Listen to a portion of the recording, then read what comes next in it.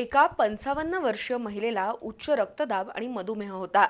तसंच मेंदूशी संबंधित आजार असल्यानं ती महिला CPR मध्ये दाखल झाली. त्या महिलेच्या मेंदूकडे जाणाऱ्या रक्तवाहिन्या अरुंद झाल्याचं तपासणीत स्पष्ट झालं.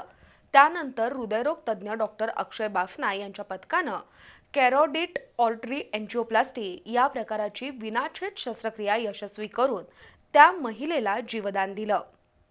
कोल्हापुरातील एका 55 वर्षीय महिलेला उच्च रक्तदाब आणि मधुमेहाचा त्रास होता. त्यामुळे या महिलेच्या उजव्या हाताची शक्ती कमी झाल्यानं त्यांना CPR मधील हृदय शस्त्रक्रिया विभागात दाखल करण्यात आलं. हृदयरोग तज्ज्ञ डॉक्टर अक्षय बाफना यांनी तपासणी केली असता त्या महिलेच्या मेंदूतील रक्तपुरवठा कमी होत असल्याचं दिसून आलं. तसंच CT एंजिओग्राफीमध्ये मेंदूकडे जाणाऱ्या रक्तवाहिन्या अरुंद झाल्याचं आढळलं.